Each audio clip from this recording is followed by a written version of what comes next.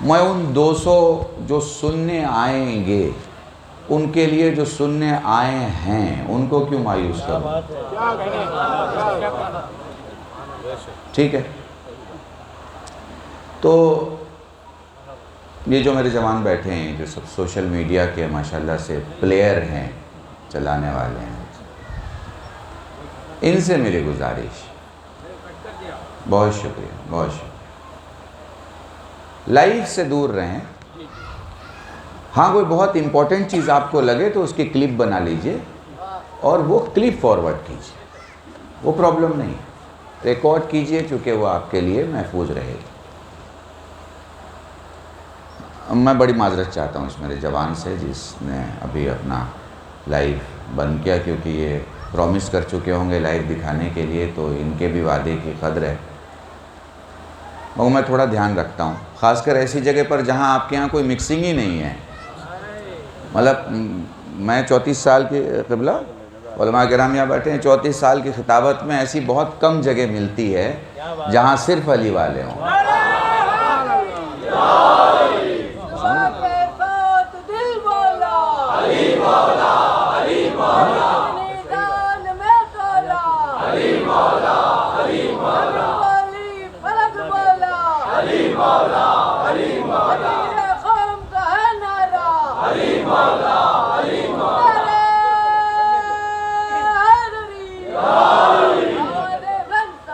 اللہم صلی اللہ علیہ. اچھا مجھے تھوڑا پولیٹیکل ورک کی وجہ سے تھوڑا اور پرابلم ہو جاتی ہے کہ مجھے وہ بھیڑ اور اپنی باتیں اور ان سب چیزوں سے تھوڑا سا، سمجھ رہے ہیں میری باتوں کو، مطلب میری اتنی مجبوری ہے کہ میں اپنی بات بھی مکمل نہیں کر پاتا. تو اسے اگر آپ سمجھ لیں گے تو میں احسان مند رہوں گا آپ. میں علی پور میں پڑھتا ہوں اور وہاں کوئی مکسنگ نہیں ہوتی، تو مجھے تو ایسا لگ رہا ہے میں چھوٹے علی پور میں پڑھ رہا ہوں. بالکل. تو اس لیے بات ہو تو نزدیک آ کے ہو، بات ہو تو پھر کسی کی بات نہ ہو، وہ بات بھی انہی کی ہو، خیال بھی انہی کا ہو، پھر کسی کا خیال ہی نہ آئے، پھر نہ کسی کے بارے میں سوچیں، نہ کوئی احتیاط کریں، نہ کسی کے لیے جو ہمیں کہنا ہے وہ نہ کہیں. کچھ جگہیں تو ایسی ہیں جہاں پہ آپ آرٹیفیشل کیمرے بند رکھا کرو اور اوریجنل کیمرے شروع رکھا کرو. سمجھ گئے نا؟ یہ کیمرے بیٹری سے چلتے ہیں، آپ کے کیمرے ولایت سے چلتے ہیں.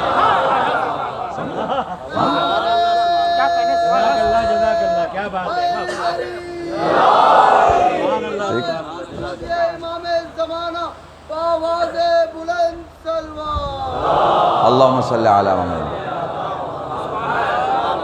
اچھا بس ایک فرق دکھا کے آپ کو، ٹیکنالوجی اور آپ میں کیا فرق ہے، میں اپنے موضوع پہ آ جاؤں اور موضوع شروع کروں. دیکھیں یہ تصویر دکھا دے گا، ویڈیو دکھا دے گا، نیت نہیں دکھا پائے گا. سمجھ رہے ہیں آپ میری بات؟ نیت کی تصویر نہیں دکھا پائے گا، نیت کی تصویر نہیں دکھا پائے گا.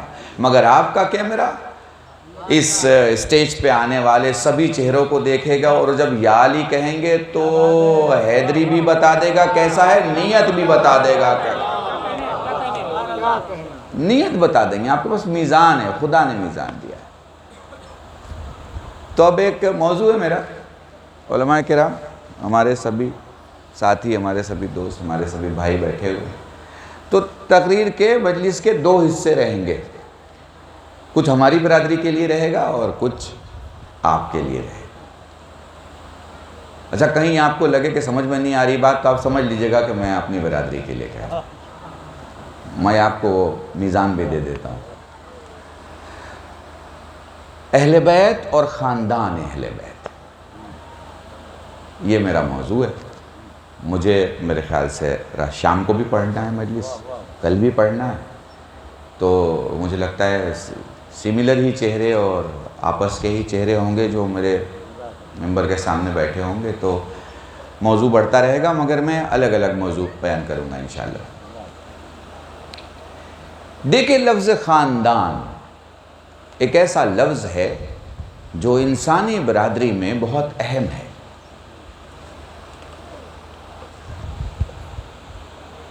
انسان کی برادری جب سے زبان نے زبان بولنا شروع کیا،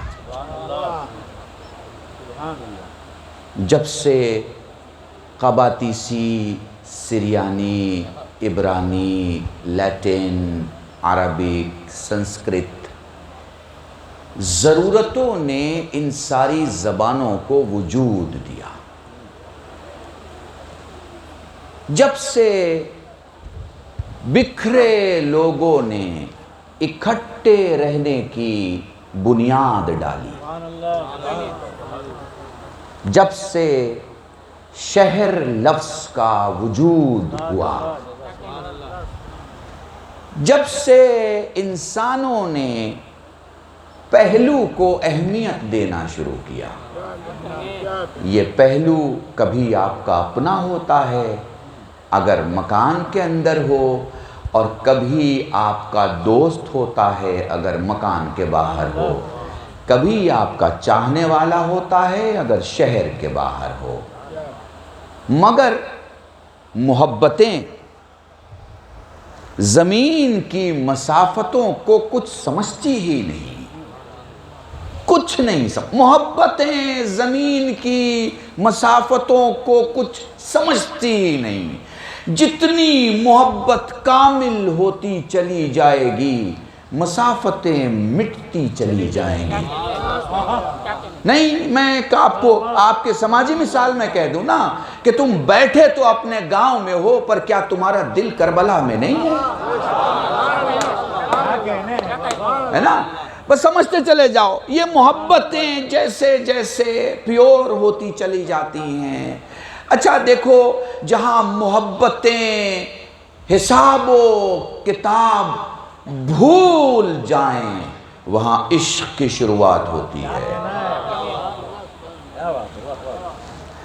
جہاں تک حساب و کتاب یاد رہے وہاں تک انسیت اور محبت ہے.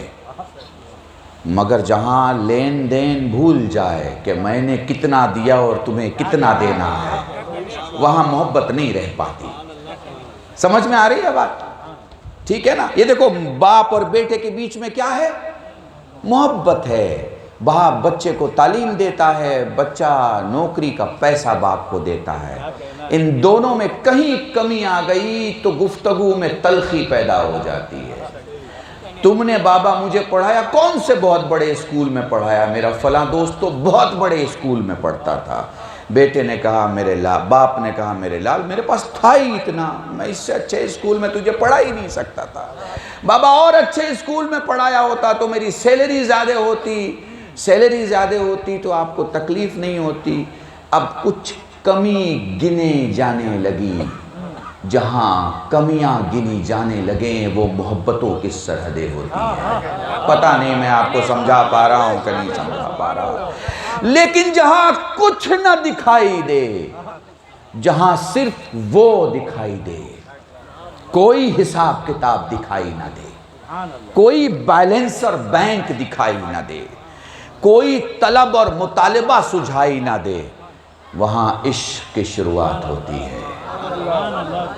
اور جب عشق کی شروعات ہوتی ہے تو پہلے بندے کا عشق بندے سے ہوتا ہے، پھر ان بندوں کا عشق نوری بندوں سے ہوتا ہے. پتہ نہیں میں آپ کو سمجھا پا رہا ہوں کہ نہیں سمجھا پا رہا ہوں. پھر ان بندوں کا عشق نوری بندوں سے ہوتا ہے. اور جب یہ عشق کی شروعات میں قدم رکھتا ہے تو کیفیتیں اتنی خوبصورت بن جاتی ہیں کہ جو اپنے گھر سے 1 کلومیٹر کے سفر میں ہانپ جایا کرتا تھا، سانسیں تیز ہو جاتی تھیں، وہ 1400 پلر کا سفر طے کر دیتا ہے، پتہ بھی نہیں چلتا.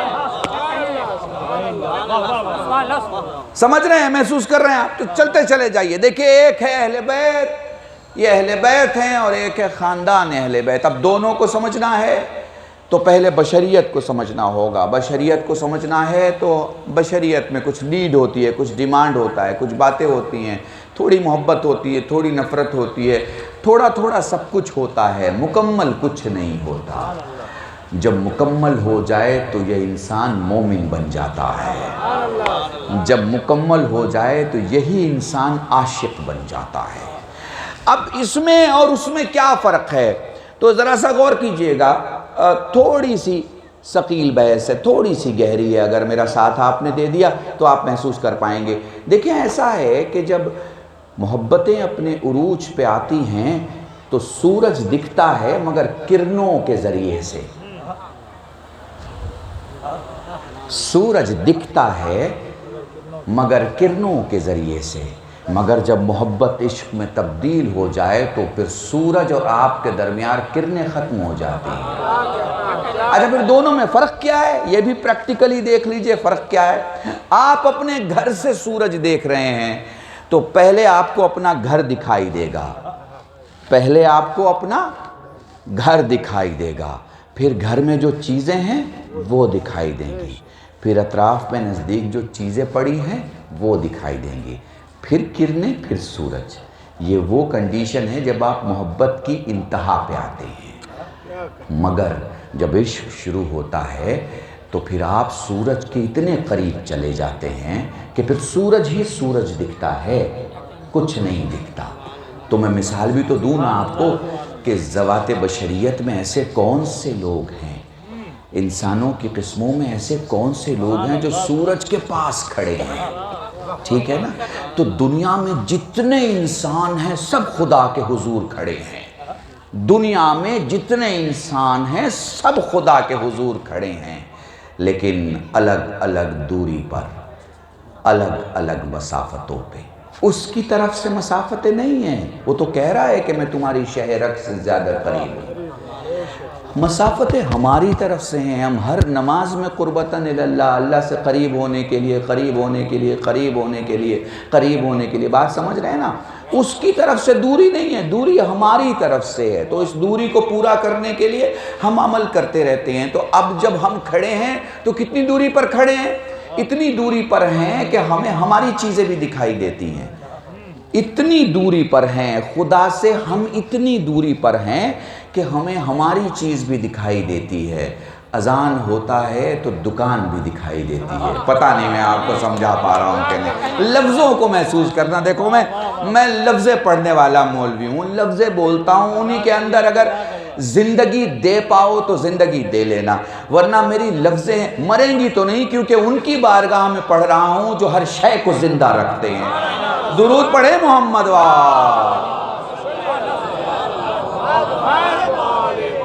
ساتھ ہیں آپ میرے؟ تو دیکھیے کیا ہوا، اذان ہوئی، آپ تک آواز آئی، جب آپ تک آواز آئی تو اپنے کہا گراہک کھڑے ہیں، وہ 20 منٹ لگے گا، یہ گراہک نمٹ جائیں گے، پھر میں مسجد چلا جاؤں گا، ٹھیک ہے نا؟ اس نے کہا میری طرف آؤ، آپ نے کہا ابھی آ رہا ہوں۔ کب تک آنے کا وقت ہے؟ اس نے کہا مغرب کے پہلے تک آ جانا۔ آپ نے کہا اچھا ٹھیک ہے چلے آئیں گے، کوئی بات نہیں، تو پکار رہا ہے، تو بلا رہا ہے، تیری آواز ہم نے سن لی ہے، اس نے رجسٹرڈ کروا لیا، آپ کا امضا، آپ کی سائن لے لی کہ سن لیا نا تو نے؟ آپ نے کہا ہاں سن لیا، میں آ جاؤں گا، فکر کرنے کی بات نہیں، میں اپنے کام نپٹا لوں۔ میں نے مثال دی نا آپ کو کہ جب آپ دور ہوتے ہیں تو آپ کو اپنی چیزیں دکھائی دیتی ہیں، جب دور ہوتے ہو تو اپنی چیزیں دکھائی دیتی ہیں، وہ بھی دکھائی دیتا ہے اور اپنی چیزیں بھی دکھائی دیتی ہیں، لیکن جب آپ نزدیک آتے ہو نا تو پھر وہ اپنی چیزیں نہیں دکھائی دیتی بلکہ صرف وہ دکھائی دیتا ہے، اپنی نہیں دکھائی دیتی، صرف وہ دکھائی دیتا ہے۔ تمہیں پوری انسانیت کی فہرست میں ایک نام دکھاتا ہوں جو حسین ہے۔ اللہ اکبر، اللہ اکبر۔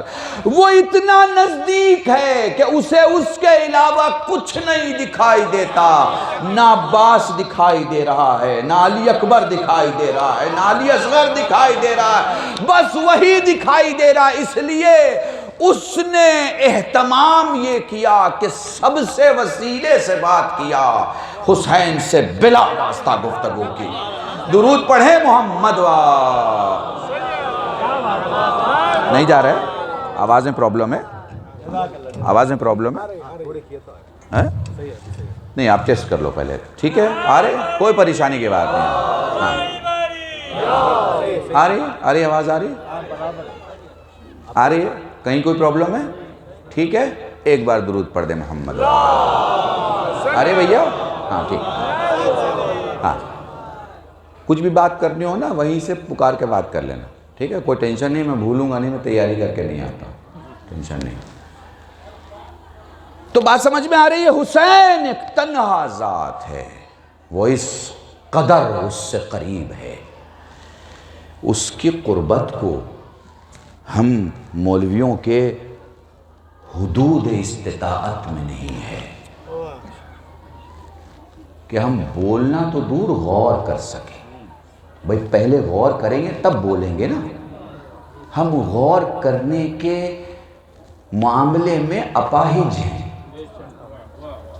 سمجھ رہے ہیں؟ ہمارے ہاتھ پاؤں کام نہیں کریں گے۔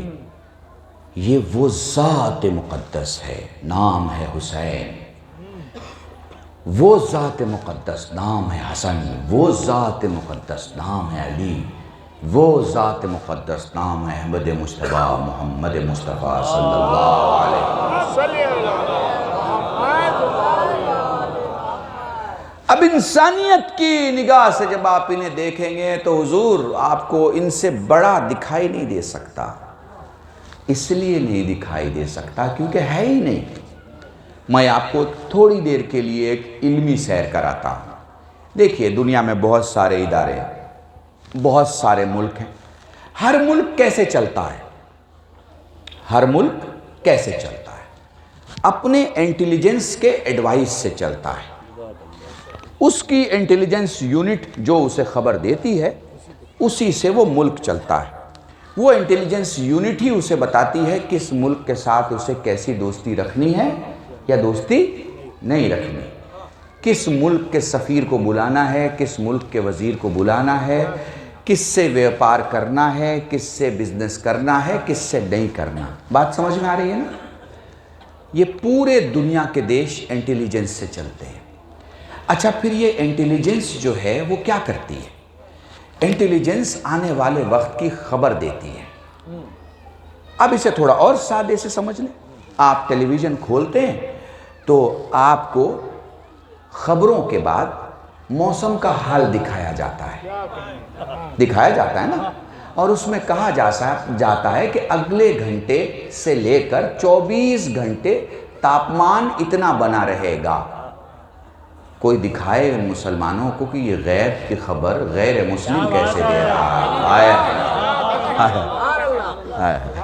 ان کا جی علمی دنیا میں یہ کمال ہوتے رہتے ہیں، صرف 24 گھنٹے کی خبر نہیں 3 سال کی بھی خبر دی جا سکتی ہے۔ میں نے کہا بھئی 24 گھنٹہ تو سنا تو یہ 3 سال نیا کہاں سے آ گیا؟ تو انہوں نے کہا مولانا یہ جو بڑی بڑی کمپنی کے سی ای او ہوتے ہیں وہ اپنی کمپنیوں کو امپورٹ اور ایکسپورٹ کے 3 سال کے پلان سمجھا دیتے ہیں۔ اچھا بھائی انہیں 3 سال کی خبر کیسے ہو گئی؟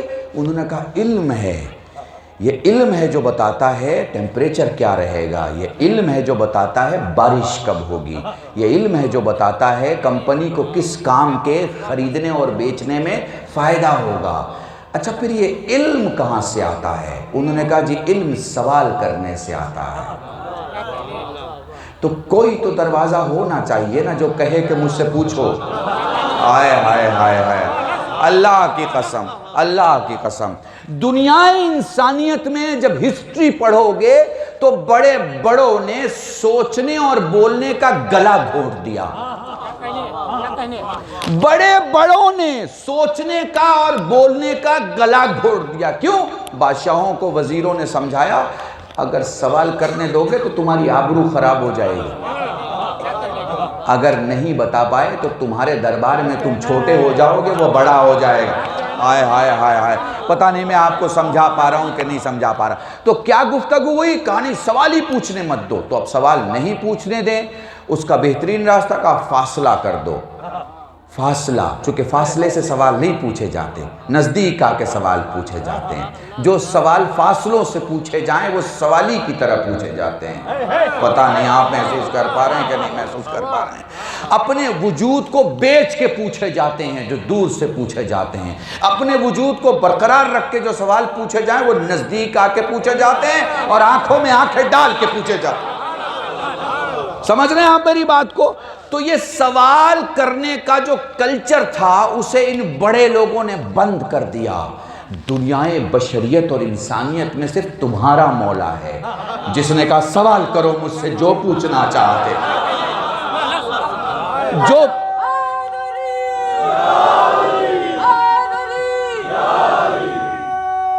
سلامت رہیں۔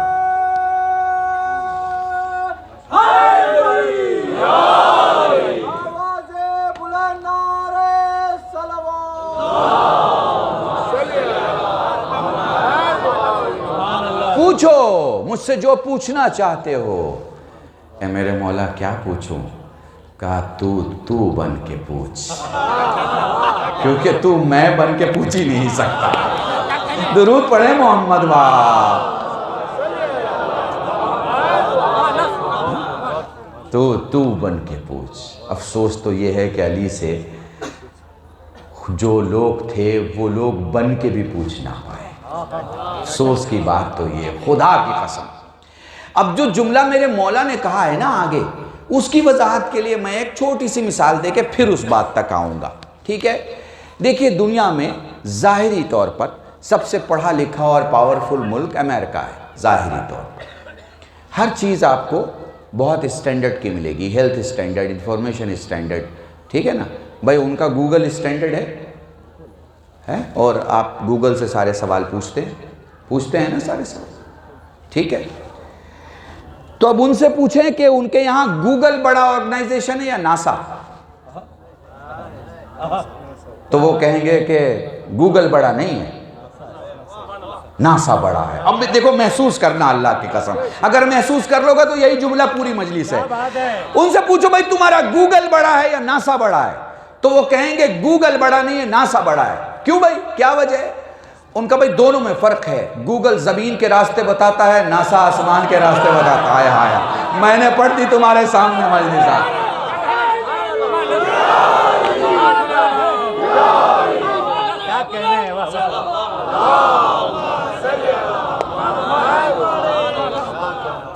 گوگل زمین کے ملکوں پہ جھنڈا ڈالتا ہے، وہ آسمان کے راستوں پہ ملک کا جھنڈا لگاتا ہے۔ گوگل کے گناہ معاف نہیں ہیں، پتہ نہیں میں محسوس کروا پا رہا ہوں کہ آپ کو نہیں کروا پا رہا ہے نا؟ گوگل کے گناہ معاف نہیں ہیں، ناسا کے گناہ معاف ہیں۔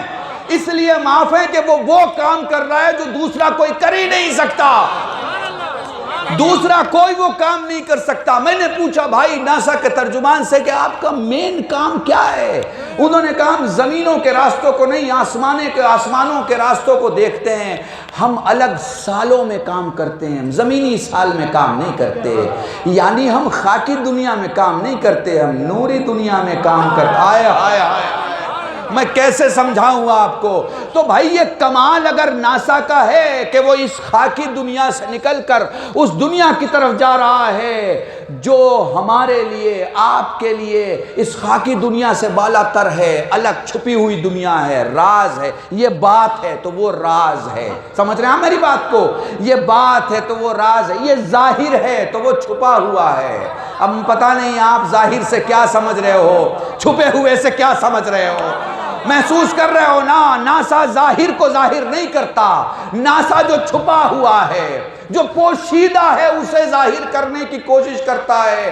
اگر یہی کمال ہے ناسا کا تو چلو میں 1400 سال پہلے اپنے مولا علی کی خدمت میں لے کے چلتا ہوں، جہاں کمیل کی کلائی تھام کے میرا مولا کہتا کمیل میں زمین کے راستوں سے زیادہ آسمان کے راستوں کو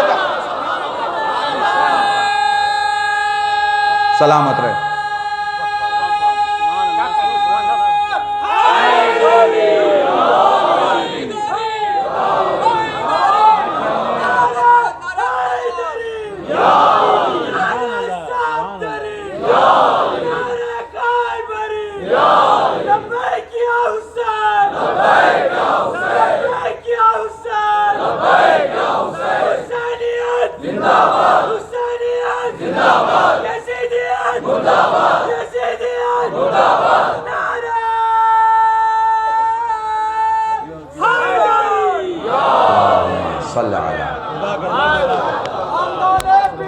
سبحان اللہ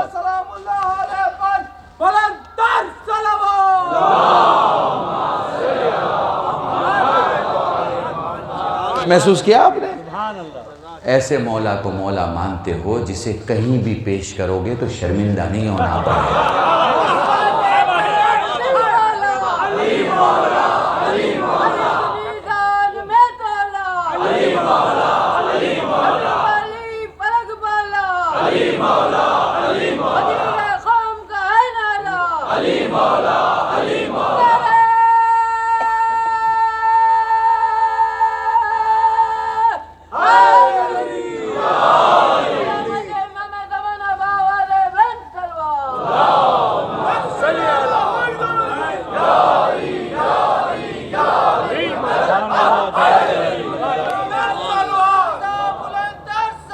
اللہم صلی اللہ. محسوس کیا آپ نے؟ ایسے کو مولا مانتے ہو. ہم زبردستی کسی کو نہیں کہتے بھائی ہمارے مولا کو مولا مان لو. نہیں، اپنے والوں کو دیکھ لو بھائی کہاں کہاں کام آئیں گے. اور پھر جب تمہیں لگے کہ نہیں بھائی ان کے بس کی کچھ نہیں ہے، تب آ جانا ہمارے پاس. اپنے مشکل سوال پوچھ لینا، ہم جواب دے دیں گے. شیعہ وہ قوم ہے جو جواب دینے میں کبھی پریشان نہیں ہوتی، کیونکہ سوال کرنے والا ایک ہوتا ہے، جواب دینے والے 14 ہوتے ہیں. 14 ہوتے ہیں ہمارے. آپ نے محسوس کیا علم کی کتنی ڈیمانڈ ہے؟ آپ نے محسوس کیا کہ عقل کی کتنی ڈیمانڈ ہے؟ یہ انسانی دنیا میں جتنا بڑا اسٹیٹس ہو، جتنا بڑا آدمی ہو، عقیدہ بہت امپورٹنٹ ہے. اور عقیدے کے لیے خاندان بہت امپورٹنٹ ہے، چونکہ اچھا عقیدہ برے خاندان میں آتا ہی نہیں ہے. میں نے دیکھو بہت بڑی بات کہی ہے تمہارے سامنے، میں نے بہت بڑی بات تمہارے سامنے. انسانی دنیا کے لیے عقیدہ بہت امپورٹنٹ ہے، ٹھیک ہے، اور خاندان بھی بہت امپورٹنٹ ہے. عقیدہ بھی امپورٹنٹ ہے اور خاندان بھی امپورٹنٹ ہے. اچھا عقیدہ کمزور خاندان میں نہیں آتا، آ ہی نہیں سکتا. جیسے وہ جو چھوٹی والی ریڈیو آتی ہے دوردرشن سننے والی، وہ نزدیک کا جو ڈسٹرکٹ کا ریڈیو اسٹیشن ہوتا ہے، آکاش وانی جسے کہتے ہیں، وہ آکاش وانی سننے کے لیے جو ریڈیو آتی ہے اس سے آپ بی بی سی نہیں سن سکتے.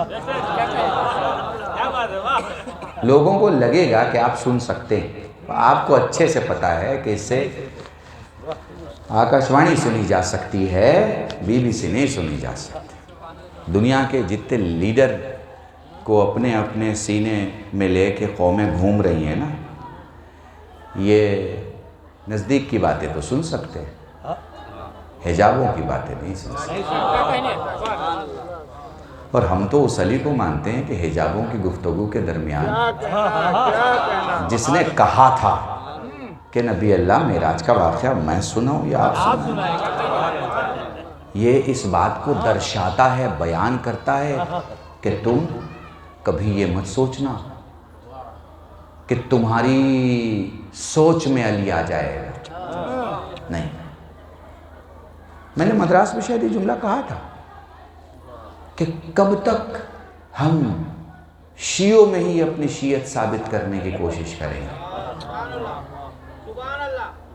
کب تک وہ سوچ رہا ہے وہ بڑا شیعہ، فلاں سوچ رہا ہے وہ بڑا شیعہ، وہ سوچ رہا ہے وہ بڑا شیعہ. کب تک بھائی؟ عمل کے میدان میں کچھ کر لو، پیسے ویسے نکالو، اسکول بنا لو، اسپتال بنا لو، کر لو کچھ کام، کنسٹرکٹیو کام کچھ کر لو، دے جاؤ اپنے آنے والی نسلوں کو، کچھ دے جاؤ. عقیدہ تو دیکھو خون میں ہے، وہ دینے کی ضرورت نہیں ہے. عقیدہ خون میں ہے، دینے کی ضرورت نہیں ہوتی، وہ تو آتا ہی ہے. اب کب تک ثابت کریں کہ میں بڑا شیعہ و فلاں کہے گا میں بڑا شیعہ؟ اگر ثابت کرنا ہے تو عمل سے ثابت کریں. ہمارے یہاں سوشلزم ختم ہو گیا ہے، سماجیات مر چکی ہے ہمارے یہاں، ختم ہو گئی ہے۔ ہم شیعت کا مطلب کیا سمجھتے ہیں؟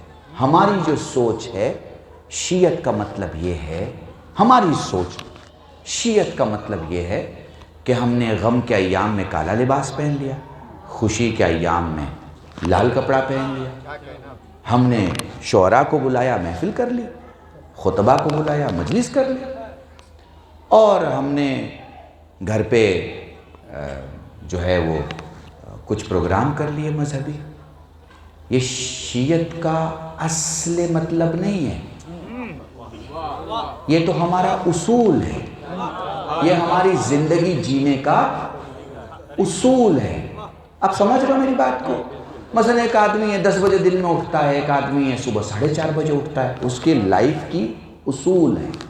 تو یہ کیا ہے؟ ہماری زندگی کا اصول ہے۔ باضمیر لوگوں کے اصول نہیں ٹوٹتے۔ تو اگر شیعہ ہے تو مجلس سے دور نہیں رہ سکتا، یہ اس کی زندگی کا اصول ہے۔ تو پھر شیعت کیا ہے؟ میں آپ کو ایک چھوٹا سا واقعہ سناؤں گا آگے بڑھنے کے پہلے، اور یہ واقعہ مجھے بھی نہیں معلوم تھا۔ ایک پروگرام ہے اس میں ٹیلی ویژن پہ، میرے خیال سے آپ چہلم کے دن سنیں گے، تو حجت الاسلام المسلمین مولانا تقی صاحب، وہ واقعہ مجھے میرے سے گفتگو کر رہے تھے اپنے چینل پہ، اور واقعہ انہوں نے مجھے سنایا۔ 40 کے سلسلے سے بات ہو رہی تھی۔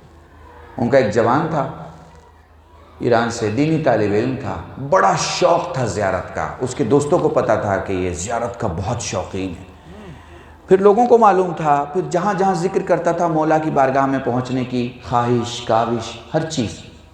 تو کسی قافلے والے نے کہا چلو تم اس سال میرے ساتھ چلنا۔ قافلہ تیار ہو گیا، لوگوں نے کہا دیکھو بھائی، جیسی طلب تھی ویسی عطا ہوئی، طلب بھی پیور تھی تو پھر عطا بھی پیور ہو گئی۔ اچھا، جیب میں ان کے پیسے ویسے تھے نہیں، طالب علم کے پاس ایسا کچھ ہوتا نہیں۔ ایک جگہ قافلہ رکا، اور تھوڑا دیر قافلہ رکنے والا تھا تو نزدیک کی بستی میں چلے گئے، بھئی نماز پڑھ لیں گے جب تک اور آ جائیں گے، مسجد میں نماز ادا کر لیں گے، قافلے میں پڑھنے سے بہتر ہے۔ تو چلے گئے وہاں مسجد میں، تو وہاں جب گئے گاؤں میں پوچھا بھئی مسجد، تو کہنے لگے کہ ہمارے یہاں تو کوئی مسجد نہیں ہے۔ تو کہنے لگے پھر نماز کہاں پڑھتے ہو؟ تو کہنے لگے یہ کیا ہوتا ہے؟ تو انہوں نے کہا کیا مطلب، تم لوگ چاہنے والے ہو مولا کے؟ کہا ہاں میں اہل بیت کے چاہنے والا ہوں۔ تو بھئی ایسا کیسے ہو سکتا ہے کہ اہل بیت کا چاہنے والا ہو اور اس کے پاس مسجد ہی نہ ہو، تو وہ نماز ہی نہ پڑھتا، ایسا کیسے ہو سکتا ہے؟ ایسا کیسے ممکن ہے؟ میری باتیں سمجھ رہے ہو نا، ہے نا؟ سمجھ، ایسا کیسے ہو سکتا ہے بھائی کہ چاہنے والا ہو نہ مسجد ہو نہ نماز؟ ان کا جی ہمارے کوئی لیڈر تھے، وہ شیعہ ہوئے تھے، اور انہوں نے دین حق کا قبول کیا تھا، اور شیعہ ہونے کے چند دنوں کے بعد ہی ان کی موت ہو گئی۔ تو ہمیں زیادہ جانکاری نہیں ہے، ہم کسی دوسری ذات سے آ رہے ہیں اور ہم کچھ زیادہ جانتے نہیں، تو یہ بالکل ویسے ہی چھوٹ گیا۔ اب اس کی بڑی خواہش تھی حرم مطہر جانے کی، بڑی خواہش تھی زیارت کرنے کی، مرا جا رہا تھا بس کہ کیسے مولا کے حرم کے پاس جا کے کھڑے ہو جائیں۔ یہ وہاں سے خدا حافظ کر کے آیا اور قافلے میں بیٹھ گیا۔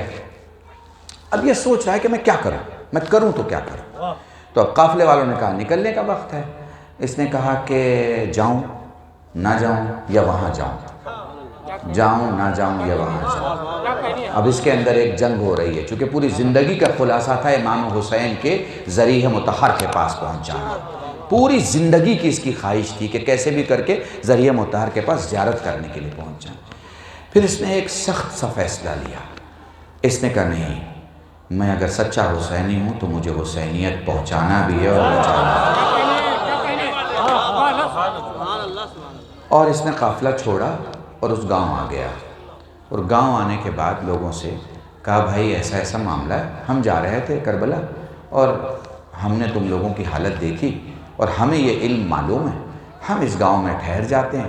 دھیرے دھیرے اس گاؤں میں اس نے مسجد کی بنیاد رکھی، مسجد بن گئی، لوگوں کو نمازی بنایا، نماز ہونا شروع ہو گئی، جماعت ہونا شروع ہو گئی، لوگ بالکل دینی ماحول میں جینے لگے، اور محرم کے ایام آ گئے۔ محرم کے ایام دوسرے سال آئے، پھر اس نے مجلسیں قائم کرنا شروع کر دیں، پھر لوگوں نے گریہ کرنا شروع کر دیا، پھر اس نے مصائب پڑھنا شروع کیا، پھر لوگوں نے امام حسین کی ساری قربانیوں کو یاد کیا، مولا علی اصغر کی قربانی، مولا علی اکبر کی قربانی، مولا عباس کی قربانی۔ عاشور کا دن آ گیا، عاشور کا دن آیا تو یہ تڑپ محسوس کر رہا تھا کہ کاش میرے مولا کی زیارت مجھے نصیب ہو گئی ہوتی، کاش میں حرم گیا ہوتا۔ اور پھر یہ اپنی خدمتوں کے بارے میں بھی سوچ رہا تھا۔ ہوتا ہے نا انسان دو طرفہ سوچتا ہے، ادھر بھی سوچتا ہے اور ادھر بھی سوچتا ہے۔ سوچ رہا تھا، آنکھ لگ گئی، خواب میں دیکھا کہ امام حسین تشریف لائے ہیں، امام حسین تشریف لائے ہیں۔ جب خواب میں دیکھا کہ امام آئے ہیں تو گریہ کرنے لگا، اپنی وہ تڑپ محسوس کر کے کہنے لگا، مولا آپ کی بارگاہ میں بہت پہلے آنا تھا، لیکن ایک ذمہ داری میں نے سنبھال لی یہاں پر، تو تیری خدمت میں نہیں آ سکا۔ یہی جملے ہیں میرے دوستوں، میرے عزیزوں، میرے بچوں، خاص طور سے میرے جوانوں، تشیع کا علم اٹھانے والوں، غازی کا علم اٹھانے والوں، تمہارے لیے جملے بہت خاص ہیں۔ امام معصوم نے اسے سینے سے لگایا، پہلے بولا پاس آ، میرے پاس بلایا، ذرا اور پاس آ، اور پاس بلایا، پھر سینے سے لگا، پھر اس کے لبوں کو بوسہ دیا۔ اس کی آنکھ کھل گئی، آنکھ کھلی تو وہ اپنی جگہ سے کھڑا ہوا، اس نے دروازہ کھولا، دروازہ کھولا تو دیکھا گاؤں کے سبھی لوگ سامنے کھڑے ہیں۔ سب سے پوچھا، بھائیو تم یہاں پہ؟ کہا آپ کیوں پریشان ہیں؟ کہا میں نے خواب دیکھا ہے۔ کہا جو خواب آپ نے دیکھا ہے سارے گاؤں نے وہی خواب دیکھا۔ محسوس کر رہے ہو یہ میں کیوں کہہ رہا ہوں، میں کیوں سمجھا رہا ہوں؟ تشیع کو سمجھو، نہ بٹو، نہ بٹو۔ ابو ذر سے مقداد الگ ہو کے نہیں جی سکتے، حذیفہ یمان سے سلمان الگ ہو کے نہیں جی سکتے۔ یہ سب 5 انگلیوں کے نام ہیں، ابو ذر ہے، مقداد ہے، حذیفہ ہے، میثم ہے، رشید حجری ہیں، یہ سب نام ہیں ایک پنجے کے، اور یہ پنجہ علی کا پنجہ ہے، سمجھ رہے ہیں؟ یہ پنجہ حسن کا پنجہ ہے، یہ پنجہ حسین کا۔ ممکن ہے کہ تم میں کوئی 7ویں درجے پہ ہو، کوئی 8ویں پہ ہو، کوئی 10ویں پہ ہو، یہ ممکن نہیں ہے کہ بے درجے والا ہو اور اس درجے پہ آ جائے، یہ ممکن نہیں ہے۔ درجے والے ہی یہاں آتے ہیں، بے درجے والے یہاں نہیں آتے۔ درود پڑھیں محمد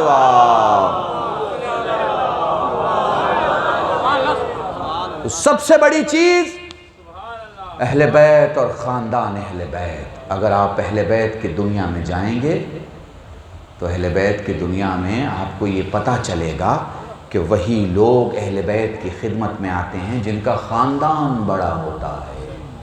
وہ خاندان بڑے ہونے کے لیے محل کی ضرورت نہیں کہ محل بڑا ہے تو خاندان بڑا ہے، نواب صاحب بڑے ہیں تو خاندان بڑا ہے، نہیں، نیت بڑی ہے تو خاندان بڑا ہے، نیت بڑی ہے تو خاندان بڑا ہے۔ اللہ کی قسم اگر آپ کی نیت اچھی ہے تو سمجھ لیجئے کہ آپ کا خاندان اچھا ہے، چونکہ اچھی نیتیں بھی خراب خاندانوں میں نہیں آتی، اچھے خاندانوں میں ہی آپ کو اچھی نیتیں ملتی ہیں۔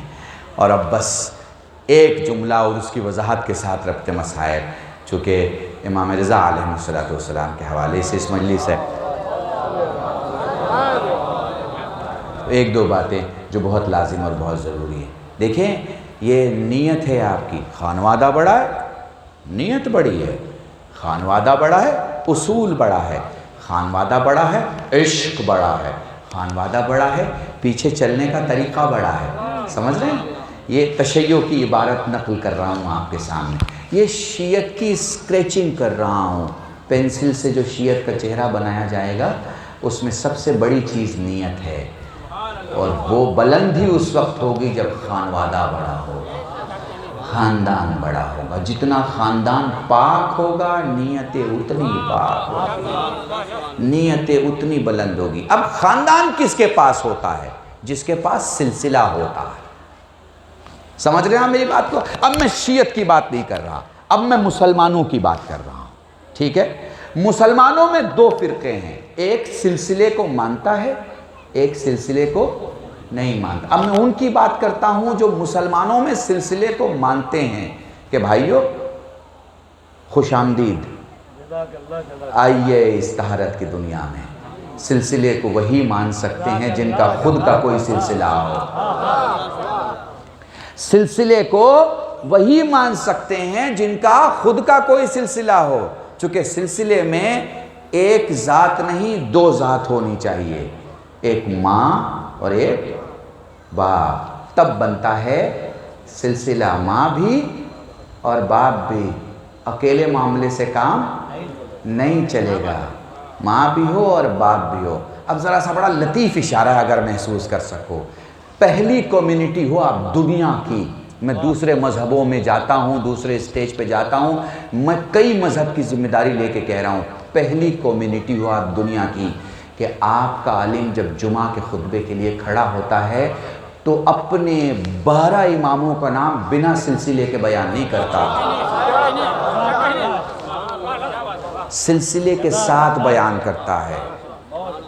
علی ابن الحسین و محمد ابن علی و جعفر ابن محمد و موسیٰ ابن جعفر و علی ابن موسیٰ و محمد ابن علی و علی ابن محمد والحسن ابن علی والحجت القائم المنتظر۔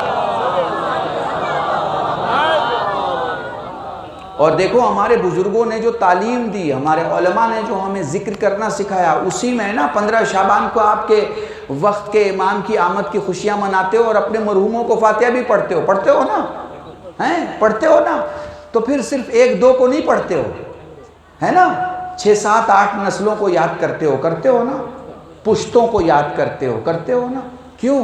اس لیے کہ یہ وہی کر سکتے ہیں۔ درود پڑھیں محمد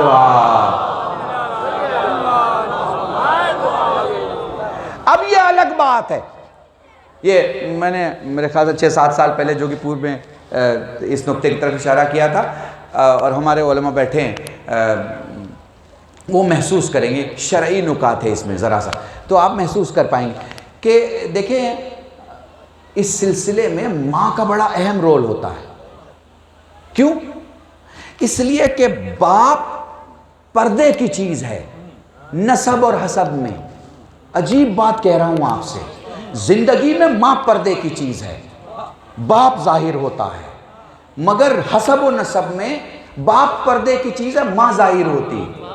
پتہ نہیں آپ نے محسوس کیا کہ نہیں کیا میں کیا کہہ رہا ہوں، ٹھیک ہے نا؟ دیکھو علم الانساب میں اب جب آپ جائیں گے تو آپ اس مسئلے کو حس کریں گے، ایک ہوتا ہے سمجھنا اور ایک ہوتا ہے حس کرنا۔ آپ کو بہت کنیکٹڈ فیل ہوتا ہے سننے کے بعد، تو آپ حس کرتے ہیں۔ دیکھو جب آپ کسی کو ماں کہتے ہیں نا تو یہ معاملہ ہے 100% کا، ظاہر ہے دنیا میں کہ وہی آپ کی ماں ہے۔ ماں 2 نہیں ہو سکتی، ماں 2 نہیں ہو سکتی، ماں پہ 2 ہونے کا الزام لگتا ہی نہیں۔ پتہ نہیں میں آپ کو محسوس کروا پا رہا ہوں کہ نہیں، میں ماں پہ 2 ہونے کا الزام لگتا ہی نہیں، کیونکہ ماں ہونے میں پیور ہوتی ہے۔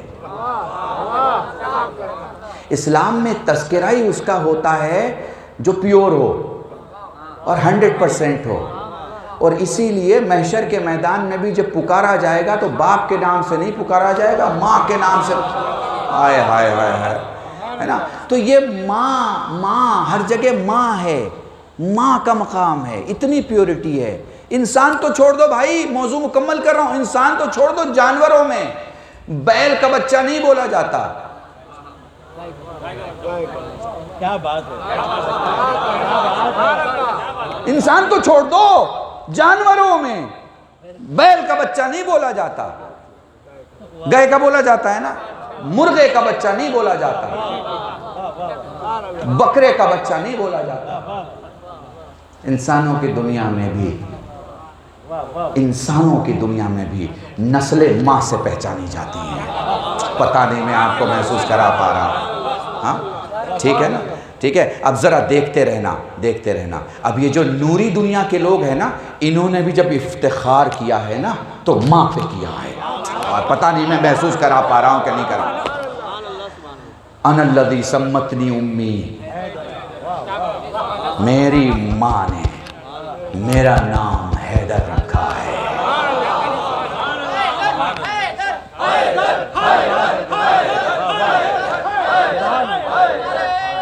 سبحان اللہ، سبحان اللہ۔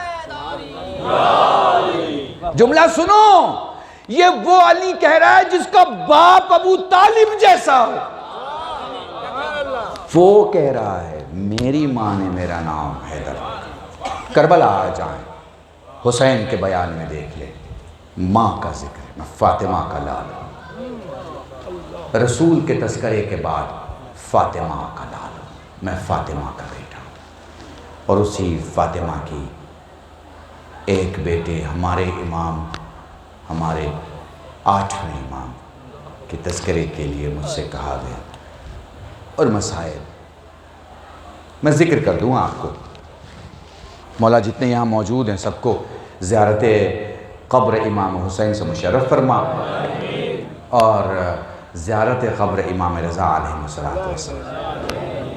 امام رضا علیہ السلام کی وہ روایت میں آپ کو سنا دیتا ہوں کہ اگر تم میری قبر کی زیارت پہ آتے ہو، اور اگر ہم اور آپ مشرف ہوتے ہیں زیارت سے، تو جو سب سے بڑا وعدہ مولا نے کیا ہے، 3 مقامات پہ میں تمہاری مدد کروں گا۔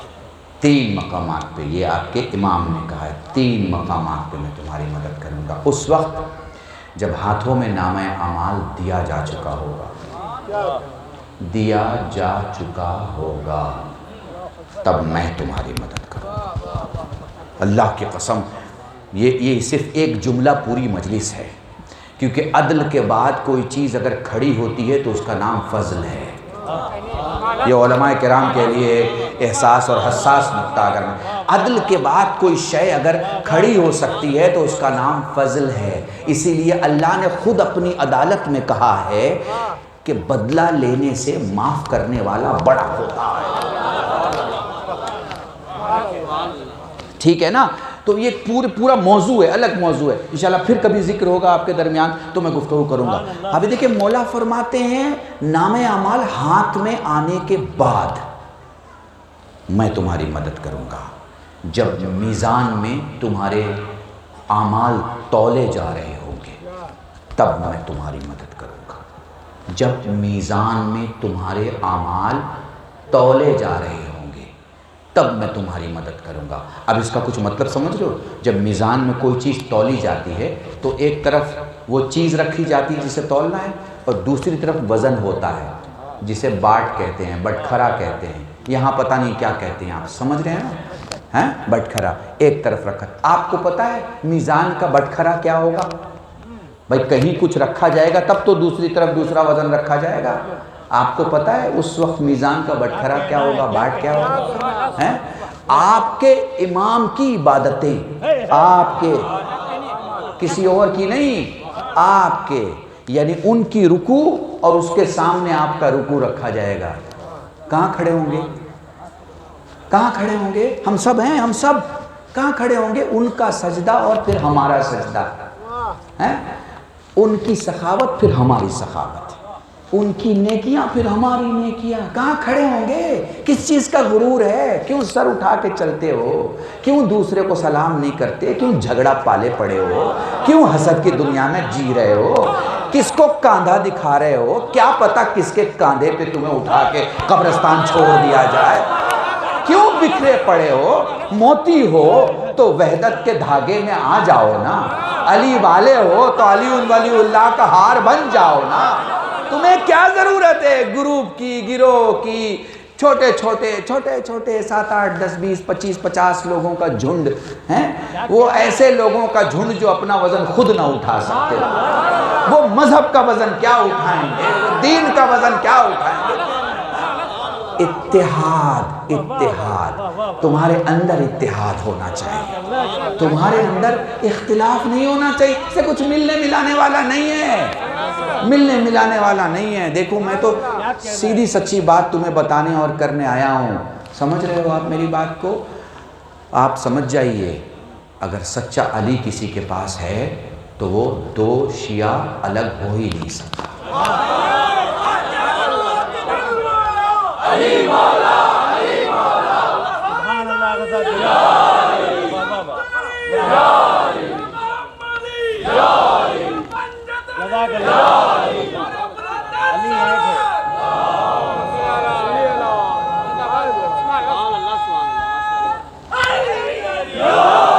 اور سنو، یا علی مدد حق ہے، اور سنو یہ آخری جملے بول رہا ہوں ربط مصائب کے پہلے، 6 لاکھ شیعہ لکھنؤ میں ہیں اور شاید اس سے 50,000 زیادہ ہی حیدرآباد میں ہوں گے، لیکن نہ تو تمہارا ایک مکھیا ہے، نہ تمہارا ایک MLA ہے، نہ تمہارا ایک MP ہے۔ کس بات پہ خوش ہو جاتے ہو؟ کارپوریٹر بن کے، گلی کے مالک بن کے خوش ہو جاتے ہو۔ کس پہ خوش ہو جاتے ہو؟ گلی کے مالک بن کے خوش ہو جاتے ہو۔ مانتے اس کو ہو جو کائنات کا مالک ہے۔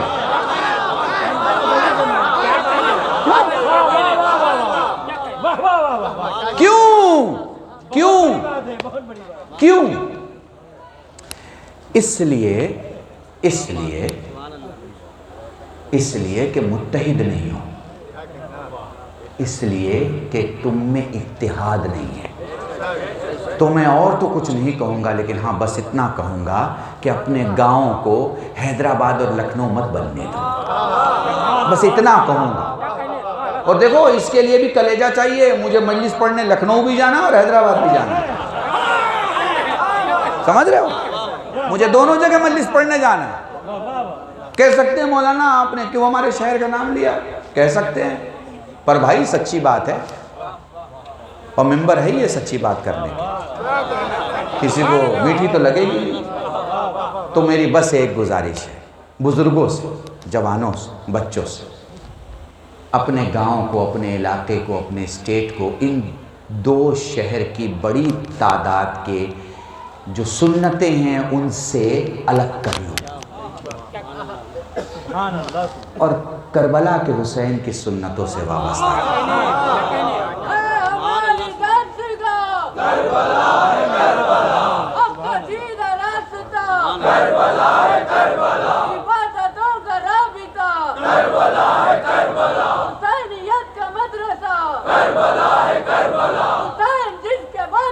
حسین جس کا بادشاہ۔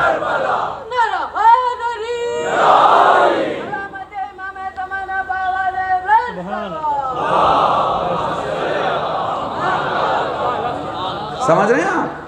جن کے تعداد کے سامنے بڑی بڑی تعداد فیل ہو جاتی تھی 40 سال پہلے تک، وہ آج اتنی بڑی تعداد رکھ کے فیل ہے۔ میں انہیں پاس نہیں مانتا، فیل مانتا ہوں۔ جب کسی چھوٹی ٹکڑی کا مکھیا آ کے آپ کے بڑے ٹکڑے کا نیتا بن جائے تو پھر آپ رہے کہاں پہ؟ آپ کا وجود کیا؟ آپ کا تو سیاسی وجود ہی ختم ہو گیا۔ اسی کو سمجھیے، سیاست کے لیے کبھی استعمال مت ہوئیے، اور اسی کو سمجھنا ہے تو امام رضا کو پڑھیے، امام رضا کو پڑھیے، آپ اس بات کو سمجھ جائیں گے۔ تو فرماتے ہیں میں نام اعمال جب ہاتھ میں آ جائے گا تب تمہاری مدد کروں گا، میزان میں جب تمہارا اعمال تولا جائے گا تب تمہاری مدد کروں گا، اور فرماتے ہیں پل صراط پہ جب تم پریشان ہوگے تب تمہاری مدد کروں گا۔ سمجھ رہے ہیں آپ میری بات کو؟ یہ آپ کے امام نے کہا ہے۔ اور چلو امام کے حوالے سے 2 جملے سن لو، اپنے علماء کرام کی خدمت میں یہ جملے پیش کر رہا ہوں۔ کربلا میں علی اکبر حسین کو دیکھ لو اور ادھر علی رضا کو اور امام جواد کو دیکھ لو، ایک فرق ہے، وہاں بیٹا زخمی ہے اور باپ جھکا ہوا ہے، یہاں باپ زخمی ہے اور بیٹا جھکا ہوا ہے۔ میں نے اسے ایک جملے میں مصائب پڑھ دی۔ جزاکم اللہ، خدا تمہیں کوئی غم نہ دے سوائے غم سید الشہداء کے۔ ایک دوسری مثال بھی سن لو، میں طویل مصائب نہیں پڑھوں گا، چند جملے سن لو، مجلس تمام ہے، مجھے رات کو سن لینا۔ حمید کہتا ہے اکیلا لاشا ہے علی اکبر کا جس پر حسین سیدھے نہیں گئے، کبھی دائیں جاتے تھے کبھی بائیں جاتے تھے، زبان پہ تھا علی علی علی۔ حمید کہتا ہے میں نے سوال کیا حسین کس علی کو پکار رہے ہو، بابا علی کو یا بیٹے علی کو؟ فرمایا حمید مجھے میرا علی اکبر دکھائی نہیں دیتا۔ کیسے حسین علی اکبر تک پہنچے؟ کبھی گرتے تھے کبھی اٹھتے تھے، کبھی اٹھتے تھے کبھی گھٹنیوں کے بل چلتے تھے، کبھی گرتے تھے۔ بالکل ایسے ہی حسین علی اکبر تک پہنچے۔ اب ادھر کا واقعہ بھی سن لو. علی رضا میرا مولا زہر کے بعد اپنے گھر تک کیسے آیا؟ کبھی اٹھتے تھے، کبھی گرتے تھے، کبھی اپنے سینے کو دبا کے کہتے تھے ہائے میرے جسم کے اعضاء کٹ رہے ہیں، جزاکم اللہ. کبھی گرتے تھے، کبھی اٹھتے تھے. ابا سلط سے کہا تھا اگر ابا سر پہ ہو تو کوئی سوال نہ کرنا. اور پھر جب اپنے اتاق میں اپنے حجرے میں پہنچے زبان پہ تھا میرے لال جواد، میرے بیٹے جواد. یا باپ اپنی بے چینی میں بیٹے کو پکار رہا ہے اور وہاں ایک بے چین بیٹا کہتا بابا. جزاکم اللہ. حسین نے آستینیں سمیٹی، حسین زمین پہ بیٹھے، علی اکبر کے سینے پہ برچھی کا پھل لگا ہوا ہے، برچھی کی انی میں انگلیاں پیوست کی. بس دو جملے مصائب کے مجلس تمام ہے. حسین کو لگا میرا علی اکبر کانپ رہا ہے. میں مجلسوں میں ہر جگہ پڑھتا ہوں دیکھو اگر چھری میرے ہاتھوں کے بیچوں بیچ چلی جائے اور میں چھری کے قبضے کو پکڑوں گا تو میرا ہاتھ کانپے گا. بالکل ایسے ہی جیسے ہی برچھی کی انی میں انگلیاں پیوست کی، حسین کو لگا میرا علی اکبر کانپ رہا ہے، ہاتھ ہٹا دیا. پھر دوبارہ کوشش کی، حسین کو لگا میرا علی اکبر کانپ رہا ہے. تیسری بار حسین کے علی اکبر نے ہاتھوں کو اٹھایا، بابا برچھی نکال، میں نہیں کانپ رہا، کربلا کی زمین ہل رہی ہے. اے بابا برچھی کھینچ لے، علی اکبر نہیں ہل رہا. ہائے امام رضا، ہائے علی اکبر، اللہ لعنت اللہ.